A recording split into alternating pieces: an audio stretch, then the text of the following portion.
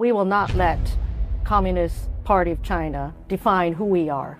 In what may become the world's most dangerous flashpoint, a small island democracy stands defiant against the world's largest totalitarian power. China's cognitive warfare, psychological warfare, political warfare, legal warfare, these are tactics to intimidate, to threaten.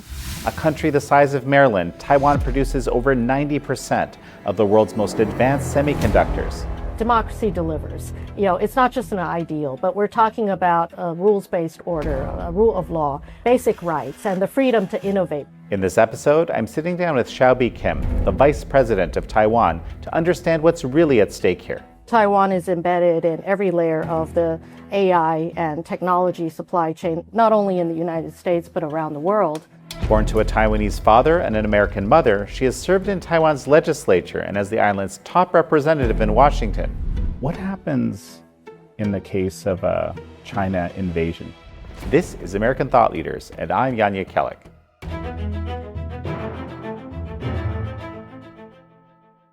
Vice President Hsiao Bi-Khim, such a pleasure to have you on American Thought Leaders. Yes, well, welcome to Taiwan, and it's a pleasure to talk with you. And it's appropriate, too, because your mother is American. Yes, well, my mother's a native of North Carolina, and growing up as both Taiwanese and with some American heritage, I always saw it as a lifetime duty or a mission to be bridging Taiwan and America. And I did not expect it, but I ended up as a diplomat and working also in this particular role in international relations. And so that's been a very meaningful part of my journey. Absolutely.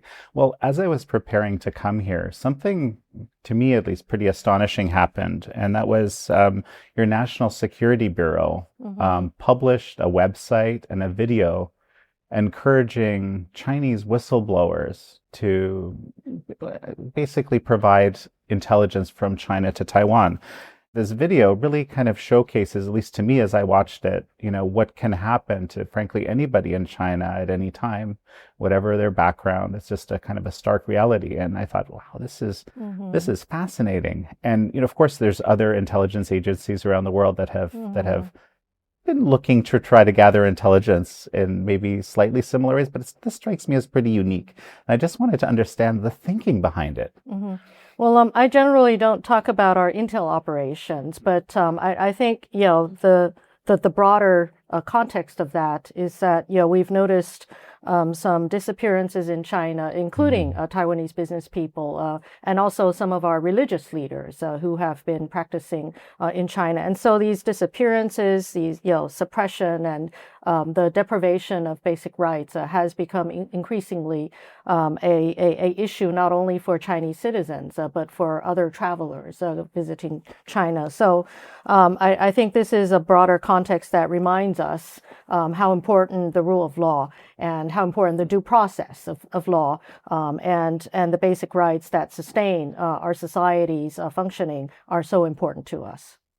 The Chinese Communist Party has been very, I'd say, effective at using these unrestricted warfare doctrines, and especially this kind of cognitive warfare. And I'm looking at this, short video that you published. I thought, could Taiwan be really stepping up its cognitive warfare capabilities?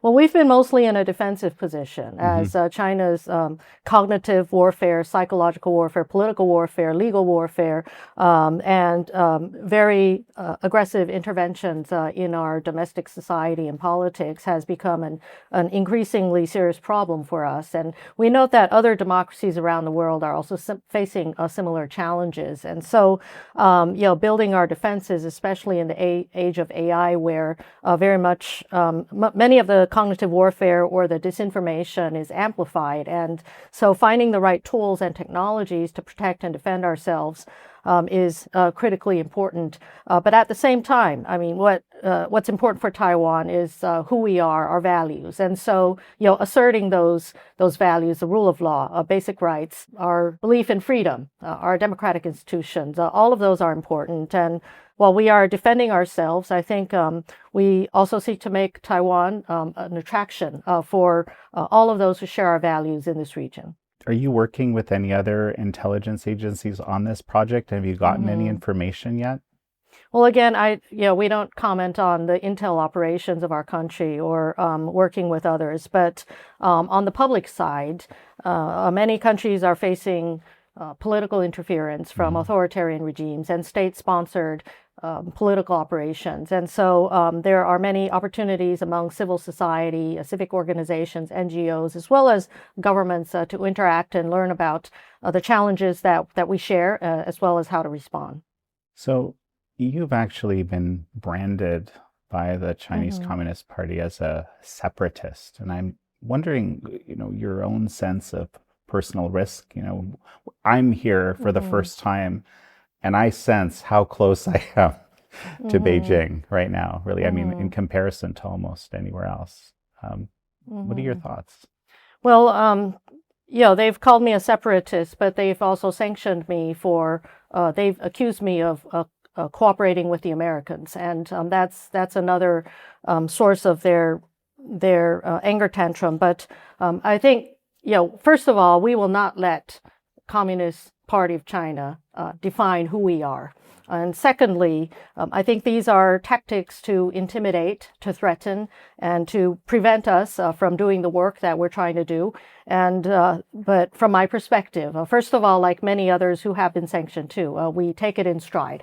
And secondly, it will not stop us from doing what we need to do to protect our country, to defend Taiwan, to defend our values, but also to really work with other partners internationally to assert the shared interests in preserving the peace and stability of this region, the shared interest in working together to support prosperity.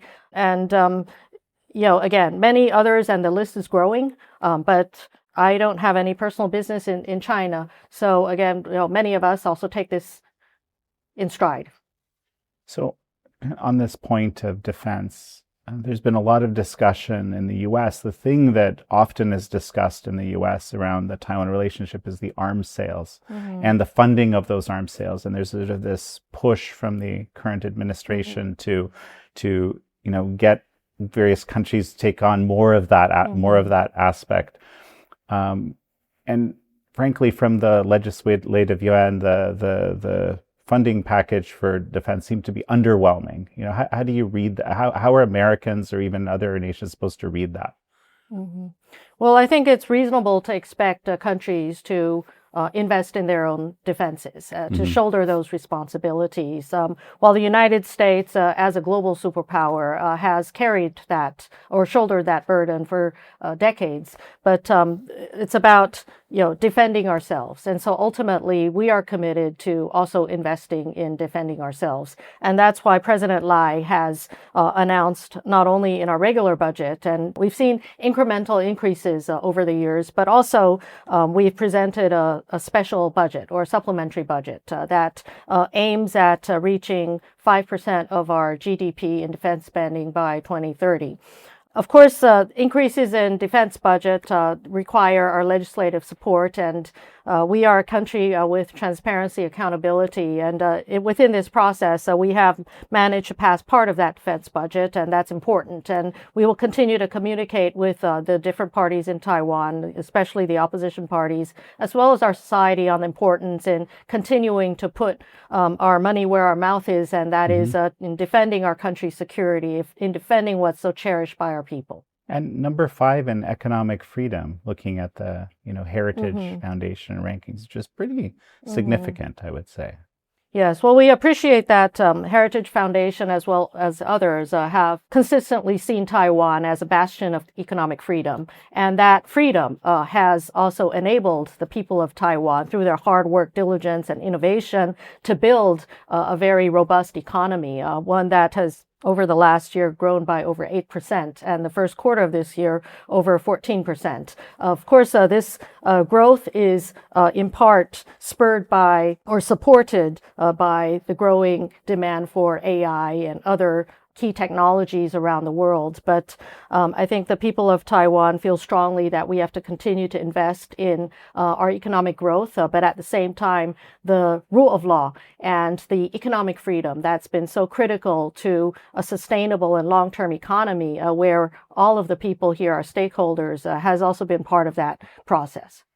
Taiwan is the hub for the vast, vast, vast majority of the highest tech chip manufacturing. Actually, there's 2 plants that you're building in Arizona. I remember I passed them not too long ago driving by. They're kind of being spun up over there. So you are branching out with that. What happens in the case of a China invasion? Because this is another thing that we hear a lot about outside, that the Chinese Communist Party has this interest. Of course, it's in the rhetoric of the People's Liberation Army, the PLA. It's sort of something that's expected to happen from their perspective. How do you, what would happen to all of that manufacturing and that prowess and how do you keep it from, basically for that intellectual property from being lost? Well, first of all, everything we're doing today in strengthening Taiwan is to prevent an invasion, to prevent that scenario from happening. So building our strength, and we also share the belief that peace has to be sustained through strength, and that's from the painful lessons of history. And so by preventing any kinetic scenario from happening, I think the peace of Taiwan, the security and stability of this region, it can also be maintained, and thus the global prosperity that is ignited by the critical role that Taiwan plays in global technology supply chains. Essentially, Taiwan is embedded in every layer of the AI and technology supply chain, not only in the United States, but around the world. One reality is that there is an overwhelming global demand for more. And so Taiwanese companies like TSMC, our chip companies, are expanding their global presence to meet that growing global demand. And they have considered the United States, and specifically Arizona, as a destination for rapid expansion. And that has worked in the form of the largest ever foreign greenfield investments in the United States. So we are not only partnering with the United States in technology and advancing AI and advancing technology, but we are partnering, but we're also building in America. And that's an important effort. And I think that will further deepen our partnership in so many ways. So, speaking about America, you were, I think I met you first briefly when you were the de facto ambassador to America. And I didn't know at that time that you would become the vice president. I didn't know either. Yeah.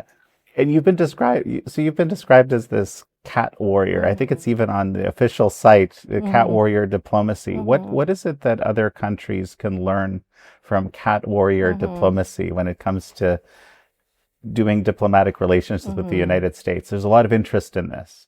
Yes, well, the concept of cat warrior was an idea I assigned to myself in response to dealing with the wolf warriors of the PRC.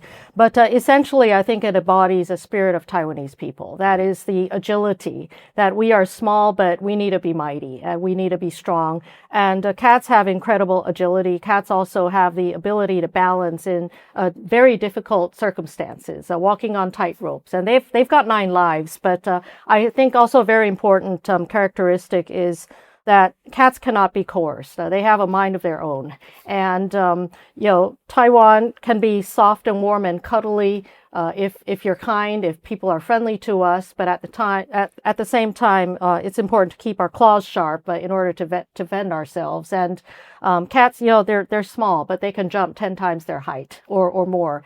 And I think all of these characteristics, the agility, the spirit of having a mind of our own, is part of the Taiwanese characteristic. Now, when that's applied to diplomacy, it involves a lot of balancing. And, we have to leverage Taiwan's strengths in the context of finding common interests and shared, especially shared goals and aspirations. And in the context of Taiwan and the United States, it was about forging also consensus in Congress, especially because Congress has such an important role historically in Taiwan-U.S. relations and the Taiwan Relations Act. And, we were pleased to see that across the board, across the political spectrum, there was tremendous agreement in the need to partner with Taiwan, to deepen that relationship, to support Taiwan. And, again, the spirit of the need to balance, across partisan lines, the need to balance, to find that commonality of interests, the need to leverage our strengths, to be force multipliers to each other in diplomacy. I think that's where the attraction is, and that's where Taiwan and the U.S. are so much stronger together. Yeah, so talking about congressional support, and of course there's this, you've become the fourth largest trading partner, which again I think is, for a country of 23 million people, that's pretty impressive. How would you describe this? So what is it that Taiwan ultimately would like to see from America, and what doesn't it need to see from America? Mm-hmm. Well, our partnership with the United States is one of the most consequential partnerships in the world. It is unique. Although we do not have formal diplomatic relations, it is a uniquely strong partnership that, again, is supported in a bipartisan way by Congress, and it has survived generations, but also successive administrations. It's not only survived, but it's strengthened year by year. And I'd like to highlight two areas of this partnership, and one is on security, and the other is on economic relations. On the security front, this partnership has enabled peace and stability in the Taiwan Strait, despite changing geopolitical circumstances and a much more aggressive China. It is a partnership that has enabled the world to prosper. And as many countries, including the United States, as well as others around the world, have highlighted, the peace and stability of the Taiwan Strait is an indispensable component of global prosperity. And so this security partnership has enabled us all to maintain the status quo. And ultimately, the status quo is the largest common denominator among all the stakeholders in this region. I can't say it's the ideal satisfactory scenario. As for China, obviously they've been threatening, and they have not been secret about stating their ambitions to annex and control Taiwan. For us, the status quo is a very harsh reality of a very difficult international engagements.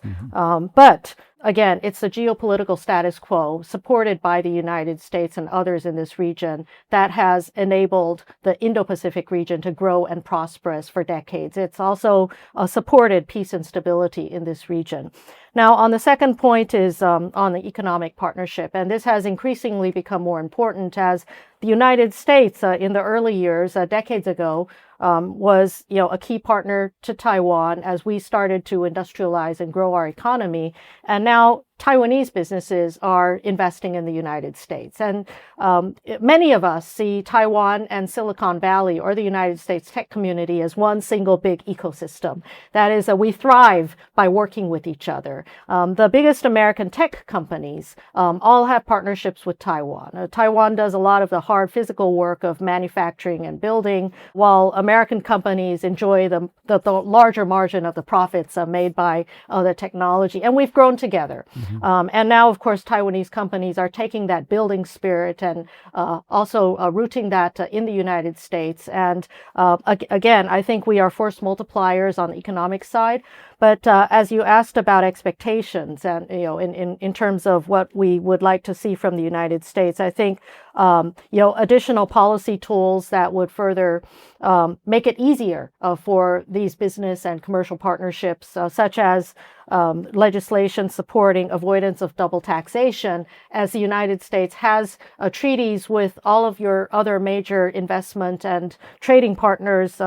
The fact that Taiwan and the United States lack this, and it's something that is good for businesses for both countries. It will support growth. And also, we appreciate that there's been a framework that we call Economic Prosperity Partnership Dialogue that started in the first Trump administration and has carried on to today, a continuing strategic economic discussion. And within that framework, the supply chain security, energy security, and other areas that would foster economic resilience for both of us, I think that's an important conversation to have. We also are thankful to our very diligent negotiators on both sides in dealing with the tariff issues. And ultimately, we've arrived at some agreements and certainly hope that we can further consolidate those achievements that both sides have have made and in contribution to continuing growth in our economies for both our peoples. It certainly makes sense that you would have a diplomat as the vice president or a seasoned diplomat as the vice president. There's very few countries that have the official diplomatic relations that recognize Taiwan. One of them is Paraguay, actually integrated President Peña some time ago, not too long ago. But you actually were recently in Palau, which is another such country in the second island chain. What is the significance of these countries that maintain the kind of official recognition of Taiwan? Well, I'm glad you got to sit down with President Peña of Paraguay. I have tremendous admiration for him. He's a very diligent reformer, very much economic growth oriented, and his leadership is very valuable to Taiwan as we seek opportunities to further deepen the relationship, but also to work together for the benefit of both our peoples. But we also have a number of other diplomatic partners, including in Central America and the Caribbean and the Pacific. I just visited Palau, the geographically closest diplomatic ally of Taiwan that formally recognizes us. These countries are important for Taiwan, and they have continued to lend a voice to Taiwan where Taiwan is underrepresented or not represented. For example, in international organizations like the WHO. And despite Taiwan's outstanding public health record, and that's ranked globally as one of the best in the world, that we continue to be unreasonably and unjustly excluded from the international community. But we appreciate these friends of Taiwan who continue to advocate Taiwan's inclusion. They also provide opportunities for Taiwan to make meaningful contributions. And most Taiwanese people, while we strive to make our own country prosperous, Taiwanese people are also very generous and kind and just good people. And we want to be a force for good in the world. And we need to find these opportunities for Taiwan to demonstrate that. And these partners of Taiwan, we will continue to work with them to ensure that our shared interests and our shared vision of how the world should be can continue to grow and prosper.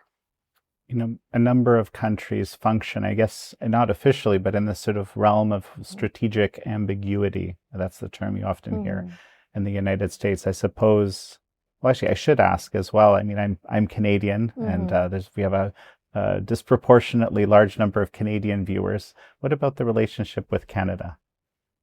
Well, I think Canada is certainly a partner country, like-minded partner that we seek to find opportunities in building a more diverse set of relations. And of course, the United States remains our primary security partner. But with Canada, the economic relationship has grown, educational partnerships, and also collaboration in some areas of hardcore shared interests, such as freedom of navigation, such as maritime security and cybersecurity, many other areas. And we generally I think Taiwan is open to partnering with all like-minded countries around the world in these areas of interest, and we will continue to work in a very pragmatic way. And we do occasionally find constraints and restrictions imposed by Chinese coercion when we try to build these partnerships. But we also appreciate and we don't take for granted countries that are able to resist that coercion, to resist the pressures by the PRC to isolate and subjugate Taiwan. And we will continue to be open again to building new relationships and new partnerships around the world, including with Canada. There was with Canada, there was a lot of criticism of Canada and kind of building, this recently sort of going against previous policy, the kind of a strategic partnership, if you will. I think it's the official terminology with the Chinese Communist Party. So it's just sort of a surprise probably to everybody. Yeah, most countries in the world have some degree of economic entanglement or engagement with the PRC. And since the end of the Cold War, many countries had a hope and expectation that by engaging with the PRC, it would also prompt not only economic liberalization, but perhaps political liberalization. We've seen tremendous economic growth, but we have not seen the kind of political openness or progress that many had expected. And instead, we've seen in some areas the reverse. And so I think that's a reality that most of us have to take into consideration as we find the most appropriate ways of dealing with the PRC. One data point, which I think is really kind of under talked about, which is that you have 3 times greater GDP per capita here in Taiwan than China. And, that's pretty significant given how China is sold as this, incredible success story. I think, what are your thoughts about that? Mm-hmm. Yes, well, China has certainly grown significantly since their reform and opening process on the economic side in the 1990s. But at the same time, we have a strong belief that democracy delivers. It's not just an ideal, but we're talking about a rules-based order, a rule of law, basic rights, and the freedom to innovate, the freedom to be creative. And that's what really fosters economic growth. And the Heritage Foundation's ranking on Taiwan's economic freedom, I think that's very important. And so we want to continue to ensure that our political system delivers. And I think it will, and it has been, an area of competition. Of course, the PRC continues to champion their form of socialism and communism, while in Taiwan, we stand with our belief that economic freedom, market economics, in addition to the political freedoms that are so important to our society, are really what delivers to the needs of the people. So, and as you're saying this, I'm thinking of this term, whole of society resilience. This is something that I associate with Taiwan. Can you just expand on that a little more, what that means? Yes, well, this is an important initiative of President Lai in his administration, or in our administration. And essentially, it's a belief that Taiwan's defense and resilience depends on not only military and military security. While we are investing heavily in bolstering Taiwan's defense on the military side, at the same time, we see security as a whole of society effort. And that involves, for example, cybersecurity, the protection of our critical infrastructure. And many around the world have also experienced, for example, compromises or disruptions in undersea cables or in energy supplies, cyber attacks in critical infrastructure and financial institutions. We also believe resilience is in a society able to recover quickly after all kinds of shocks and disruptions to our daily lives. Taiwan is, we have a lot of experience in dealing with earthquakes and typhoons that have very serious impact on our society. But I think by building resilience, we can quickly recover and ensure that the cohesion of society is sustainable over the long run. So this kind of whole of society resilience concept, which in addition to the cyber critical infrastructure and all those areas, also involves, for example, telecommunications resilience and stockpiling and critical supply chain protection.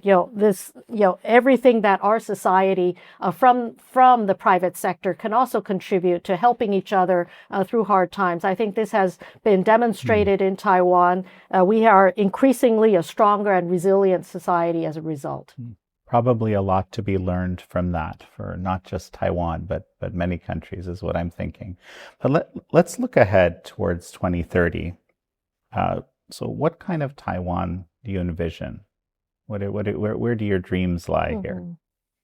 Yes, well, 2030 is not really far out, but I think what everyone's trying to achieve here in Taiwan is a Taiwan that is peaceful, that is stable, that is democratic and strong, and where the people have greater confidence in our own country and in the role that Taiwan could play in the world. We certainly strive to ensure that Taiwan is more connected globally, and that would bring about greater prosperity for our people, but also enable Taiwan to contribute more in a global global context. And from a geographic perspective, we might be a small country, but the people of Taiwan strive to be a great country when it comes to contributing to technology progress, when it comes to contributing to humanity, when it comes to contributing to a more peaceful and stable region. Essentially, we are stabilizers. We are peace builders. We are freedom-loving people, just like many of your viewers and audience around the world. And we want to be well connected with the international community. So, okay, let's expand the time window. Maybe let's go 2040. I don't want to say 2050 because that has its own significance. Let's say 2040. There's one thing that you would like to see shift or change, or that would work for the benefit of Taiwan, or perhaps the relationship with the U.S. and other free nations. What would that be? Well, I think, as I said earlier in this interview, we see the geopolitical status quo as the largest common denominator among all of the stakeholders in this region. And defending that and ensuring that stability, peace, and prosperity prevail in this region, I think is foundational to the pursuit of our ideas in the future. And again, I see in Taiwan and in our people increasing confidence in the role that we can play in the world in contributing to not only, on the ideological good side in, all of the international contributions in public health and in development and, in resilience, but also with the United States. I know reindustrialization and AI leadership is a priority. And this is an area where Taiwan, as a partner, can play a very meaningful role. And we seek to continue to deepen the foundations of the partnership so that these ideals can be achieved. And so that, again, Taiwan, the people of Taiwan, like many people around the world, can live in an environment where diligence, hard work pays off in the form of more prosperity and in the form of greater partnerships around the world. Well, Vice President Hsiao Bi-Khim, it's such a pleasure to have had you on. Well, thank you for this opportunity.